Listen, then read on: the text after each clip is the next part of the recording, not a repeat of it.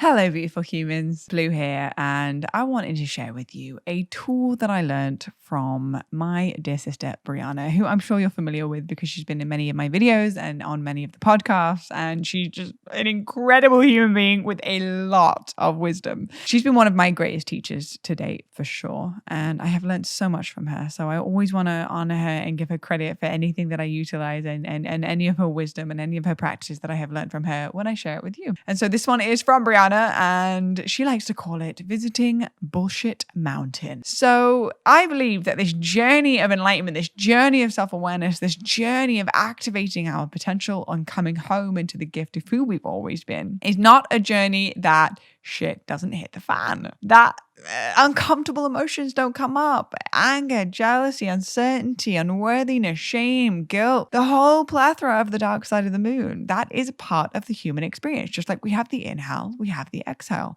And it's the polarities to allow us to experience the joy and the celebration and the play and the creativity and the oneness and the connection. So what do we do when we say we've got the tools in our tool belt to be able to navigate when the shadow emotions come up? It's not an if, it's a when. They're inevitably going to come up. So it's a when they do come up. How do I navigate it? How do I move through it? How do I utilize it for the greatest good of actually learning from it and reclaiming my power back? And so Bullshit Mountain, BSMT, is a place to go when a negative emotion is presenting itself and you want to graciously transmute the emotion. And what I mean by graciously, there is a gene key with the Shadow of Dishonor and the gift of graciousness. Now, the Shadow of Dishonor talks about when we feel a emotion or a reaction, it's coming up in us. It's like, oh, I feel jealous.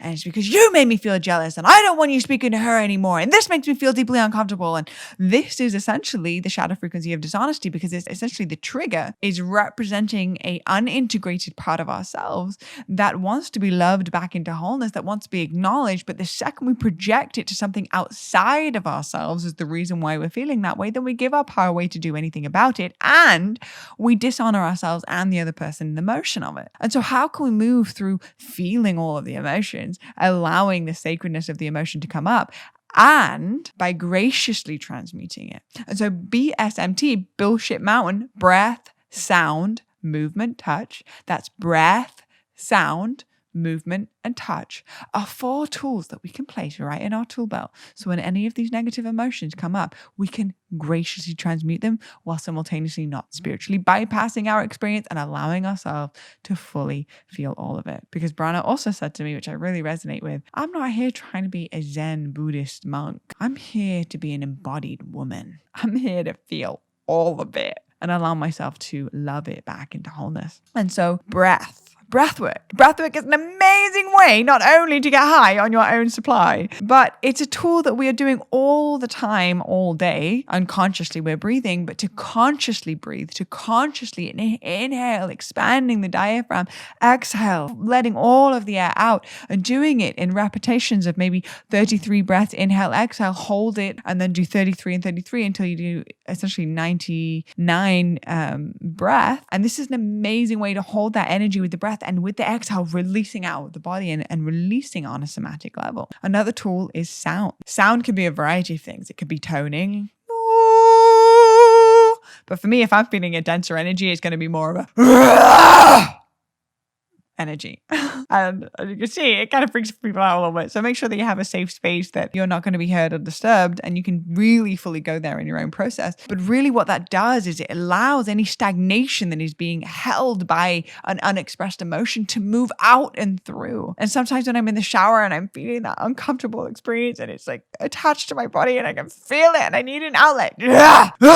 I just let it out. It feels really good. Also, another piece is, can you not judge your own experience? So easy to be like, oh, I sound crazy. Well, yeah, that's me judging me. But like, I'm actually just allowing myself to graciously transmute this emotion. So the sound, breath, sound, movement. If I feel upset, my heart is heavy, I love a good run. And that's just me personally. There's going to be many different forms of movement that you may want to incorporate. But after a good workout in the morning or moving my body and also dancing. Like just before this video, I was feeling like a little bit more of a heavy energy. And Chelsea, who is my production wizard and helps me with all of the setup, she was like, Blue, you know what you need to do? You should dance. And so we put on a song and just like, shaking it out. And this is the movement. And instantly, from the beginning of the song to the end of the song, I am already feeling so much better. And so movement, running, CrossFit, yoga, dance, putting on some noise cancelling headphones and your favorite playlist. Ooh, see you later. So these are amazing tools to be able to utilize the movement to just move the energy through. And then the fourth one is touch, reconnecting back in. It's the last time you checked in with your legs and just gave them a squeeze and just move the energy through your body and touch yourself like you would a lover, like really just loving up on this beautiful body that you've been given to come back home into your truth. Because ultimately, when these heavy stories come up, there's usually a memory or a story attached to the experience that then pulls us in. And it's almost like a past pain, a past trauma, a past hurt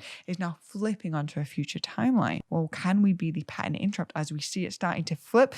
We use breath, sound, and movement and touch to be able to be that pattern interrupt so that doesn't continue to create a loop in our psyche, and yet we get to be the pattern interrupt and utilize our emotions to not only have a deeper understanding and awareness of self, also to reclaim our power back and simultaneously to graciously transmute and move through any emotion. So again, that is breath, sound, movement, and touch, 4 really powerful tools whenever you're feeling that contraction, that gut-wrenching, heart-closing, emotional experience that is coming up. The invitation is do not project that out onto somebody else. Do not place the blame as the reason why you're feeling this way on something external, whether a situation or a person, but allowing yourself to take a breath, step away from the situation, utilize breath, sound, movement, and touch to move through the emotion, and then from a balanced place, readdress the situation at hand. Sending you so much love, and what an opportunity, amazing opportunity to be able to share some of the tools in my tool belt of how I transmute any denser emotion. Sending you so much love and so much appreciation. Thanks for tuning in. Bless, bless. Chelsea, I'm done. I'm like, Chelsea. No.